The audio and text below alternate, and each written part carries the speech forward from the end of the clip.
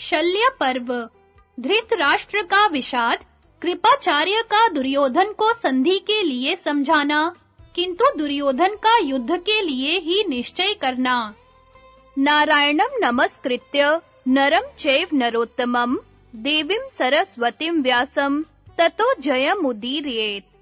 अंतर्यामी नारायण स्वरूप भगवान श्री कृष्ण, उनके सखा नर रत्न अर्जुन, उनकी लीला प्रकट करने वाली भगवती सरस्वती और उसके वक्ता भगवान व्यास को नमस्कार करके आसुरी संपत्तियों का नाश करके अंतःकरण पर विजय प्राप्त कराने वाले महाभारत ग्रंथ का पाठ करना चाहिए। धृतराष्ट्र ने पूछा, संजय, कौरव सेना का संचालन करने वाले सूत पुत्र के मारे जाने पर मेरे पुत्रों ने क्या किया? क्या कारण है कि मेरे पुत्र जिस को सेनापति बनाते हैं, उसी को पांडव लोग थोड़े ही समय में मार डालते हैं। तुम लोगों के देखते-देखते भीष्म मारे गए, द्रोण की भी यही दशा हुई और अब प्रतापी कर्ण भी जाता रहा। महात्मा विदुर ने मुझसे पहले ही कह दिया था कि दुर्योधन के अपराध से प्रजा का नाश हो जाएगा। उन्होंने जो कुछ कहा वह ज्यों का त्यों आज सत्य हो रहा है।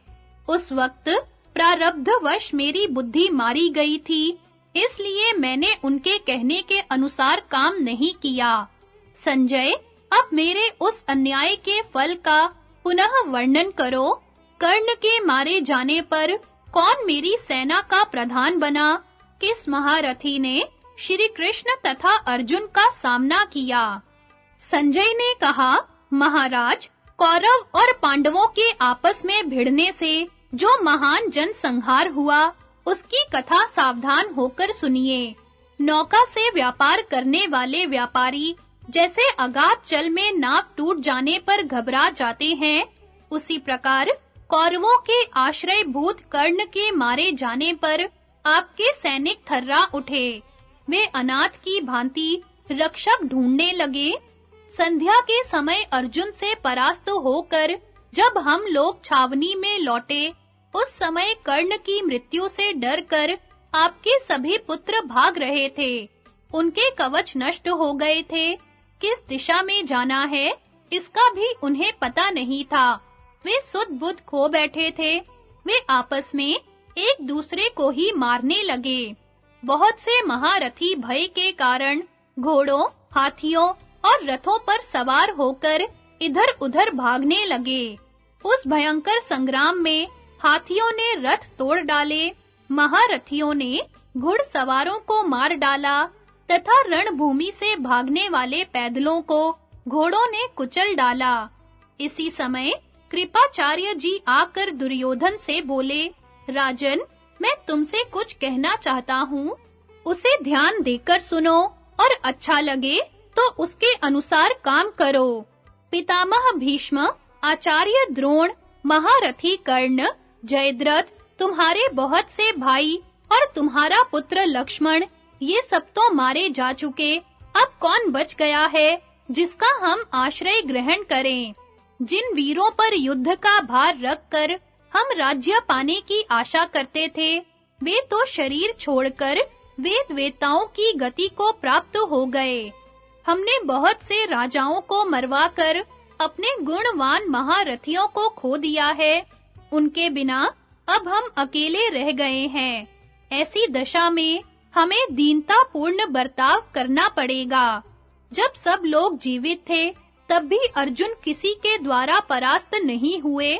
कृष्ण जैसे सारथी के होते हुए उन्हें देवता भी नहीं जीत सकते। उनकी वानर की चिन्ह वाली ध्वजा देखकर हमारी विशाल सेना थर्रा उठती है। भीमसेन का सिंहनाद, पांच जन्य की भयंकर आवाज और गांडीव धनुष की टंकार सुनकर हम लोगों का दिल बैठ जाता है। अर्जुन के हाथ में डोलता हुआ सुवर्ण से जटित महान धनुष चारों दिशाओं में इस प्रकार दिखाई देता है जैसे मेघ की घटाओं में बिजली। जिस प्रकार वायु की प्रेरणा से बादल उड़ते फिरते हैं, वैसे ही भगवान श्री कृष्ण द्वारा हांके हुए घोड़े जो सुनहले साजों से सजे रहते हैं, अर्जुन की सवारी में दौड़ते हैं। अर्जुन अस्त्र विद्या में कुशल है। उन्होंने तुम्हारी सेना को उस प्रकार भस्म किया है जैसे भयंकर आग घास की ढेरी को जला डालती है। वे धनुष की टंकार से हमारे योद्धाओं को उसी प्रकार भयभीत करते हैं जैसे सिंह मृगों को। आज इस भयंकर संग्राम को प्रारंभ हुए 17 दिन बीत गए। महासागर में हवा के थपेड़े खाकर डगमगाती हुई नौका की तरह आपकी सेना को अर्जुन ने कंपा डाला है। उस दिन जयद्रथ को अर्जुन के बाणों का निशाना बनते देखकर भी तुम्हारा कर्ण कहाँ चला गया था? अपने अनुयायियों के साथ आचार्य द्रोण, मैं, तुम, कृतवर्मा तथा भाइयों सहित दुशासन, ये लोग कहाँ गए थे? सब वहीं तो थे, पर अर्जुन पर किसी का जोर चला। तुम्हारे संबंधियों, भाइयों, सहायकों तथा मामाओं को उन्होंने अपने पराक्रम से जीत लिया और तुम्हारे देखते-देखते सबके सिर पर पैर रखकर जयद्रथ को मार डाला। अब हम किसका भरोसा करें? यहाँ कौन ऐसा पुरुष है जो अर्जुन पर विजय पा सकेगा? उनके पास नाना प्रकार के दिव्य अस्त्र हैं। उनके गांडीव की टंकार सुनकर हम लोगों का धैर्य छूट जाता है। जैसे चंद्रमा के बिना रात्रि अंधकारमयी दिखाई देती है, उसी प्रकार हमारी यह सेना सेनापति के मारे जाने से श्रीहीन हो रही है। सभी योद्धा घबराए हुए हैं। उधर सात्यकी और भीमसेन का जो वेग है, वह समस्त पर्वतों को विदीर्ण कर सकता है, समुद्रों को सुखा सकता है। राजन, द्युत सभा में भीमसेन ने जो बात कही थी, उसे उन्होंने सत्य करके दिखा दिया। आगे भी वे ऐसा ही करेंगे। पांडव सज्जन है, किंतु तुम लोगों ने उनके साथ अकारण ही बहुत से अनुचित व्यवहार किए। उन्हीं का अब फल मिल रहा है। तुमने यत्न करके सारे जगत के लोगों को अपनी रक्षा के लिए एकत्रित किया था, किंतु तुम्हारा ही जीवन संदेह में पड़ा हुआ है। दुर्योधन, अब तुम अपने को बचाओ। बृहस्पति जी की बताई हुई यह नीति है कि जब अपना बल कम अथवा बराबर जान पड़े, तो शत्रु के साथ संधि कर लेनी चाहिए। लड़ाई तो उस वक्त छेड़नी चाहिए जब अपनी शक्ति शत्रु से बढ़ चढ़कर हो। बल और शक्ति में हम पांडवों से कम हो गए हैं, अतः मेरी राय में तो अब उनसे संधि कर लेना ही उचित है।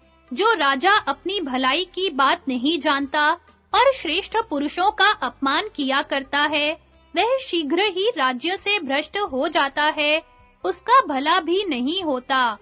यदि राजा युधिष्ठिर के सामने झुकने से हम लोग राज्य पा जाएं, तो इसी में अपनी भलाई है। मूर्खतावश हार जाने में कोई लाभ नहीं है।